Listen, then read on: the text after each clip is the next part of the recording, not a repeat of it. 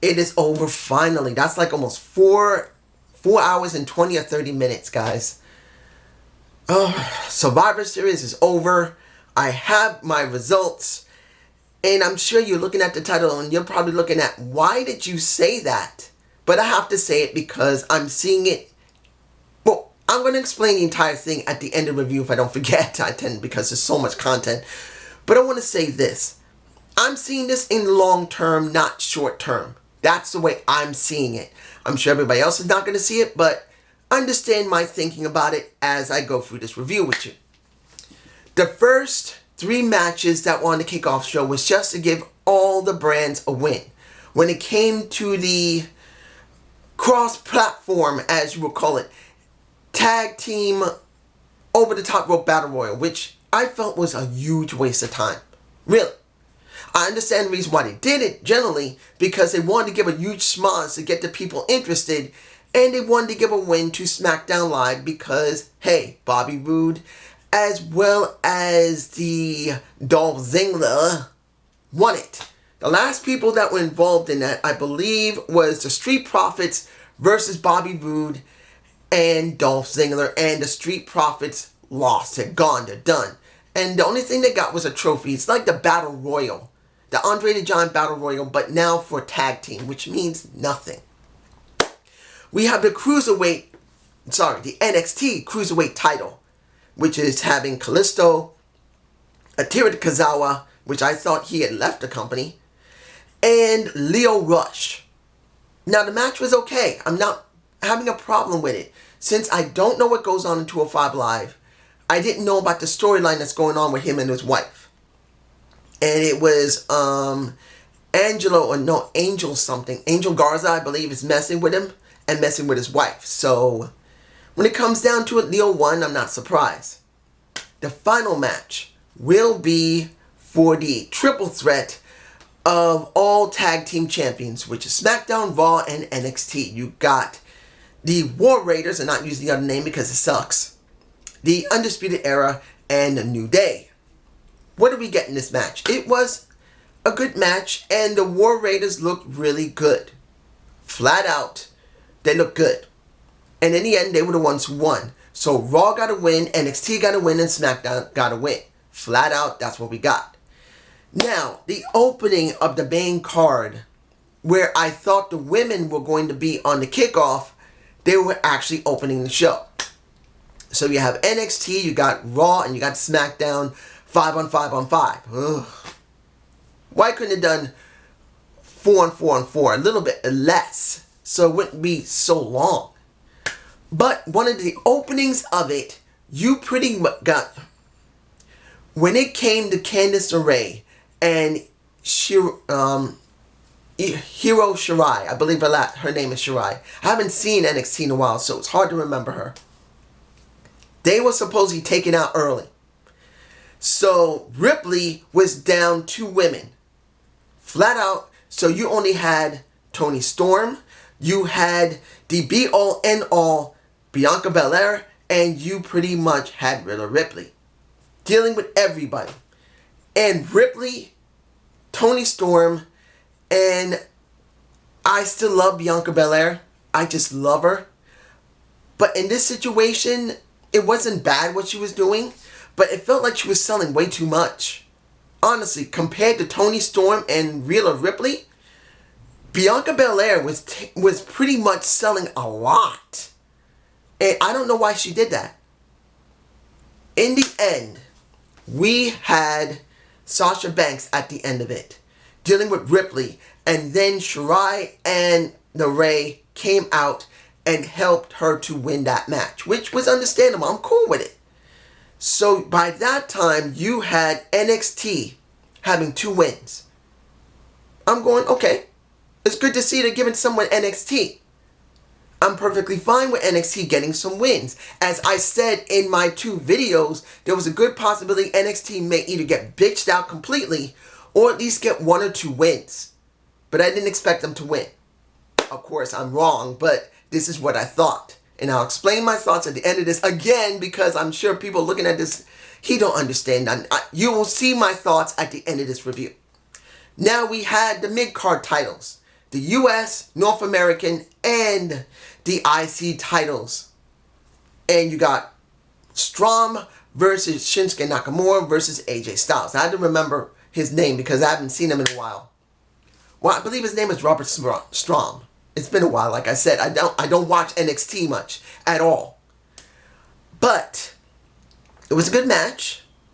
And in the end, Strom won. And I thought, are they actually going to do this? Are they going to pull the trigger on NXT being the lead of this? And that's when I was getting worried. Not because NXT might not win, but I was worried about something I'll explain in a few minutes. Now, we got the first of our 3 title matches for the men.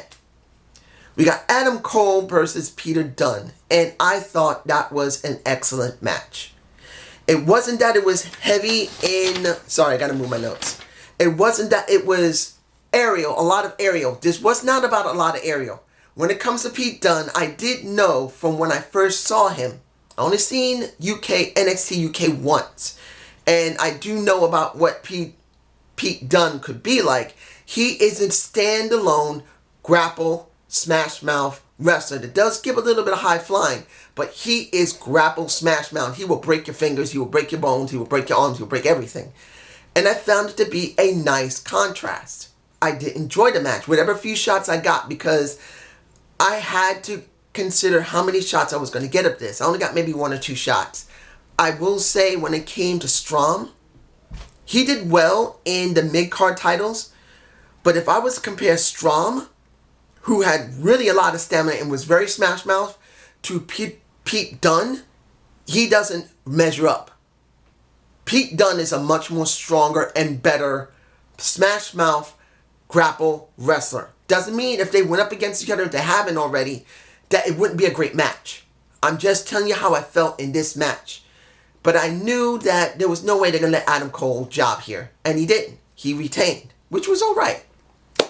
Now, another match. Now, I was very confused about this one. Since I have not been watching SmackDown or Raw at this point, only little moments of maybe 2 or 3 minutes, I have not known about any of the storylines that's been going on, particularly with Bray dealing with Daniel Bryan. So I didn't know what was going on at all. So going into this match, my greatest fear was they were going to job out Bray and give the title to Daniel Bryan because of what happened in Hell in a Cell. Flat out, that's the truth. That's how I felt. That's how they showed it. Now, was the match good? It was. Did Bray look like a beast? He did. And in the end, after looking like a beast and getting drop kicked twice and him getting back up, then getting it, well, I'm about to say the Mrs. It kicks. When it came to the yes kicks and getting a strike to the back of the head, he got it twice. And he just sat back up, which makes him look like an Undertaker type of character, which is good, which he should have stayed. So in the end, you got the mandible claw putting out Daniel Bryan. He's done. He's out, and Bray wins, which I was very happy to see. Now, does that mean I feel confident that the WWE is still going to book him properly? No. I'm sorry, I just don't feel comfortable believing that he'll be booked properly. But here, they did book him properly. He did look strong, and I'm glad it did happen. I want to make that clear. I still don't trust the WWE. I still don't believe the WWE is going to book him properly. But at least here at Survivor Series, they did book him right. Now, which is a very interesting thing. You got the 5-on-5-on-5 men's elimination match. Raw, SmackDown, and NXT. The ones that impressed me the most was Keith Lee. Oh yeah. I enjoy Keith Lee. The guy, he just has something. He has this persona like I'm a monster, but I'm not. I'm just like, well, let me put it in this respect. They tell you in martial arts in some cases that you need to be as calm as a pond and only act when a stone has been dropped into that pond with ripples. I know that sounds a little weird, but that's what I was taught at the dojo one time. Only time when you show any action is when it's necessary. And that's what I kept getting from Keith Lee. He just had that. I enjoyed, oh man. I really wish Tommaso Ciampa would have a feud with Randy Orton. These guys are very similar. They have a sadistic side. It's just very similar. When they had that moment, and you see it in my face, and you see Ciampa looking back at Randy Orton, that was a moment I truly enjoyed. I loved it. It felt so important. It felt relevant. It felt like a main event. And then when you see Matt Riddle going up against Chad Gable, I'm not calling him that other name, it sucks. But Chad Gable versus Riddle will be, if it was ever done, an epic feud, because you got two guys that know grapple wrestling, one who used to be MMA, one that is a former Olympian. You got a very great dynamic that would be wonderful. Now, how did it end? You eventually got Seth Rollins, Roman Reigns, and Keith Lee at the end, which I felt was a very good dynamic. Eventually, Seth got taken out, and it was just Keith Lee and Roman Reigns. It was a good ending, and I can understand why they had to give it to Roman Reigns. He's the face of that brand, and who are you kidding? He is the face. You may want to say that it's Bray Wyatt. Sorry, Bray Wyatt's still being built up. Eventually, you're going to see Bray go up against Roman Reigns, and that is where you're going to wonder, are they going to do the right thing with that? And that's going to be a big question. Will Roman Reigns job for a newly built Fiend Bray Wyatt in time? Or are they going to job his ass out like that, which they have done for everybody else? That's going to be a big question eventually. So watch for that. But I did enjoy this match.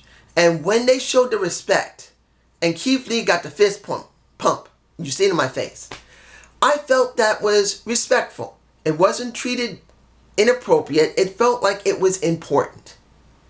So NXT did lose there, but they did gain a lot of credibility there. And by that moment, you had SmackDown only having 2 wins, Raw, which I was so happy that Raw took a back seat in this situation.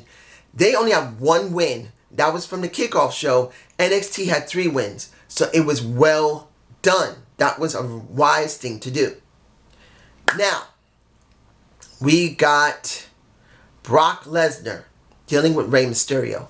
Now, here's the thing. I did not expect Rey to win that title. I know a lot of people hope he would, but he's leaving the company. We already know, because of this storyline, he was not going to gain the title, because there was no way he was going to beat Brock Lesnar. Not because he's a small guy, it's due to the fact that he is leaving the company. His contract is almost up. So he was going to be jobbed out. And it made sense. They're going to job him out. They're not happy he doesn't want to stay, so they're going to treat him like crap before he leaves. So in this match,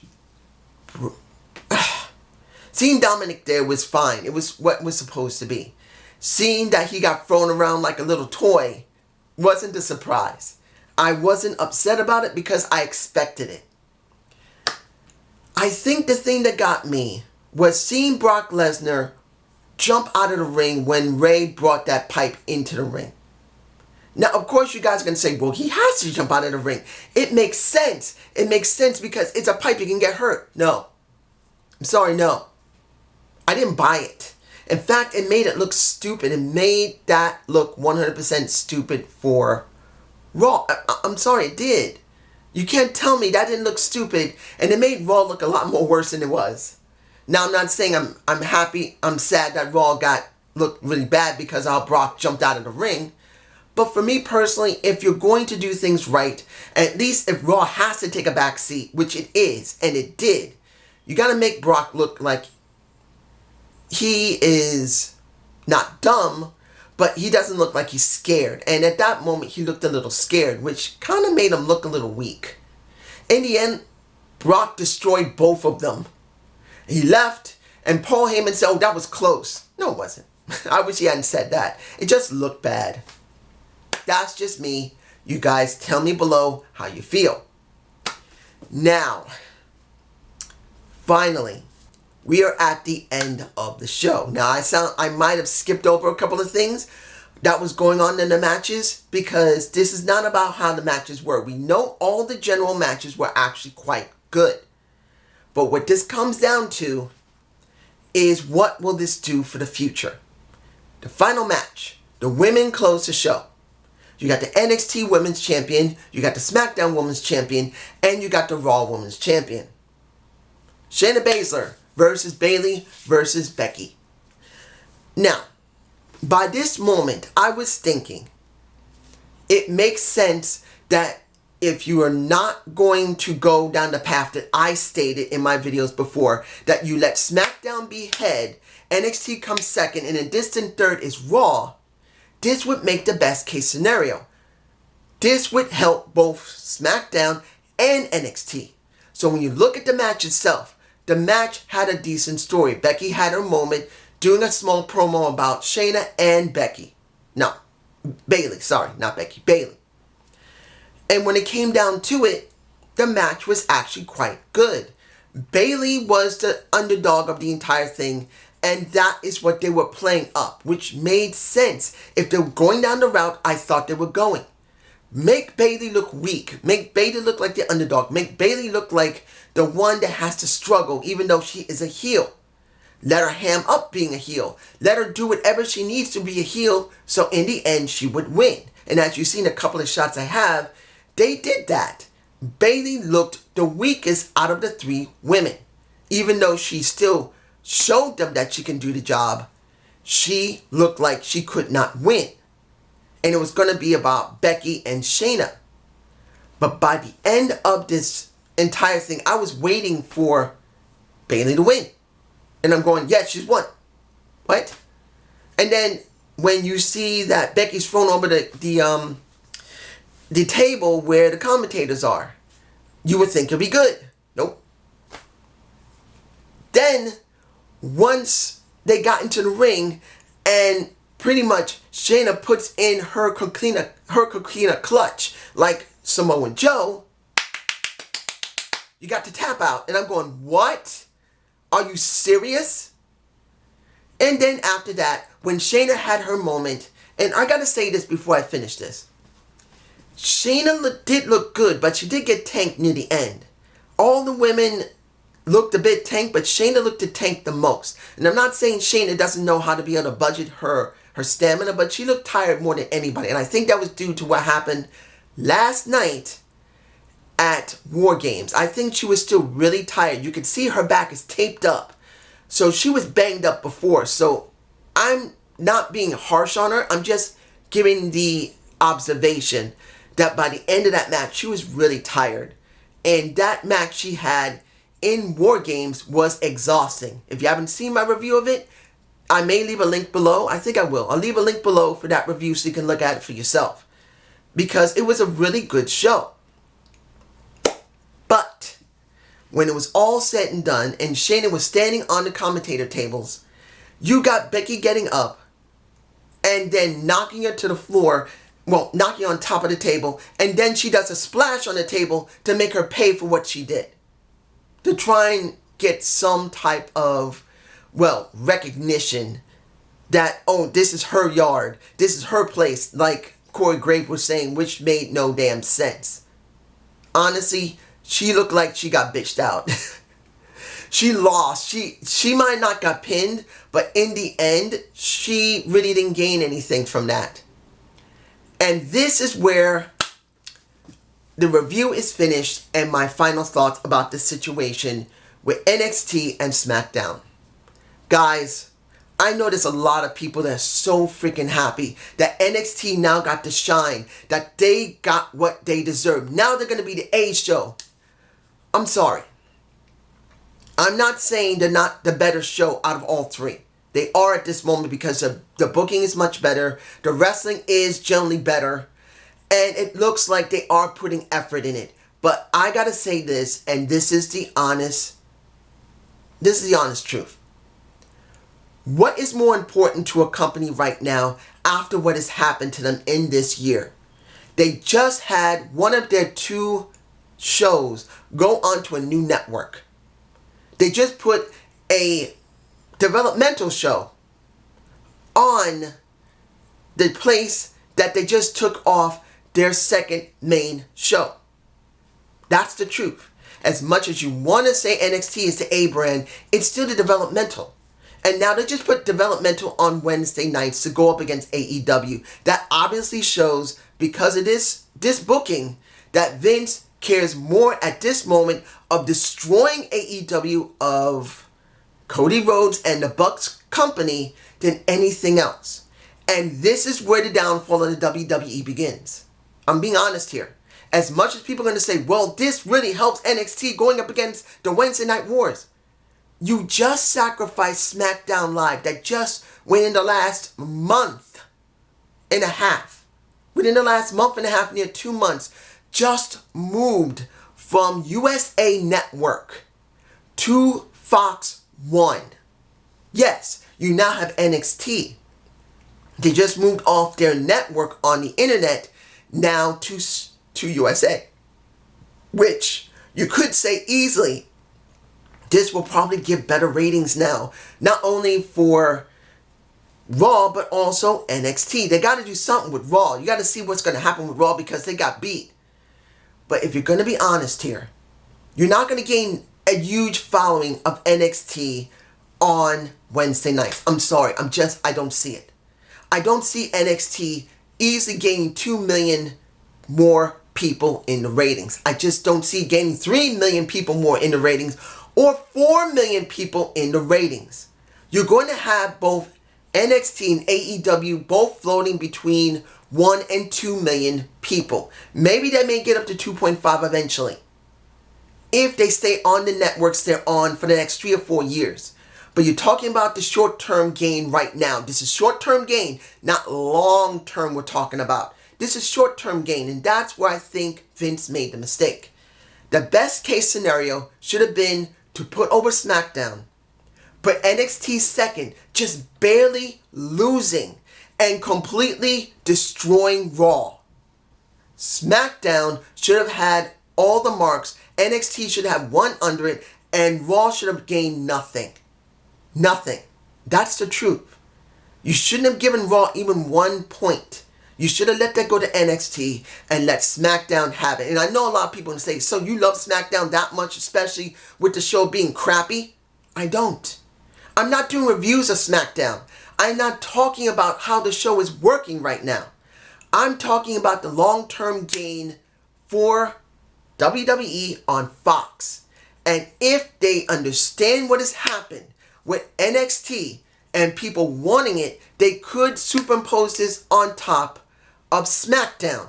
If Vince doesn't want Raw to change, then he needs to change SmackDown Live. Particularly, it just went to a new network, and the network is expecting a lot from them. They just gave near $1 billion to WWE. You would expect Vince to think carefully, strategically, and he's not. He's reacting in the short-term gain. He's hoping that he can destroy AEW in the ratings to the point where TNT is just going to shelve the show, like they did with WCW. That's the way Vince is thinking as far as I can see it. Vince doesn't care what happens to NXT. As far as he doesn't care. He may have given NXT the win for Survivor Series, does not mean he cares about NXT. We will find out what he really cares about NXT when NXT rolls into January of 2020. If he takes over from, guess who? Triple H. Because it's already been rumored that Triple H is going to be stepping down because Vince wants to take a more active role of NXT. Because as far as Vince is concerned, NXT is the greatest threat right now. And what JD has stated of the AEW effect, he's not wrong about it, but I'm seeing it from a different perspective. Everyone is so happy that there's a different alternative.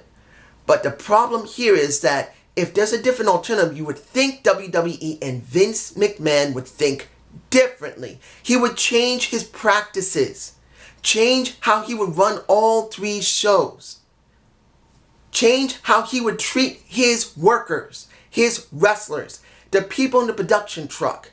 The creative teams have no say in anything. Remember, no matter what whatever freaking happens on the main roster, the creative teams have no control. They can only pitch stuff that Vince likes. Every time when they pitch something that Vince doesn't like, he shoots it down. Anytime when they come up with a new idea, he shoots it down. That's the reason why the shows suck. So when I see the situation, if Vince takes over NXT in January, everything you love right now is going to go whoop. And then we're going to come back to this show. And I will tell you right now, this is when it turned. You guys got what you wanted on NXT. NXT is now considered the A brand, not only to the hardcore fans, but to the casuals. Now the question is going to be, is that going to translate to ratings? Because if the ratings don't go up, then this was a complete waste of time. That you should have pushed for SmackDown Live and begin to rewrite SmackDown Live. Stop pushing SmackDown Live in a direction that sucks and make it mean something on FS1. Instead of trying to make USA something important when you just moved your second biggest show to a new network for $1 billion. I'm not interested in SmackDown Live right now. SmackDown Live. I'm not interested in SmackDown right now. As it stands, SmackDown it turned me off. It sucks. It's hard to follow NXT right now, even though NXT is not going to lose any of its stars. But remember, we got Raw and SmackDown stars that are probably still coming over to NXT. Not just to stay there, but to come periodically. You actually think this is going to last long? I don't see it.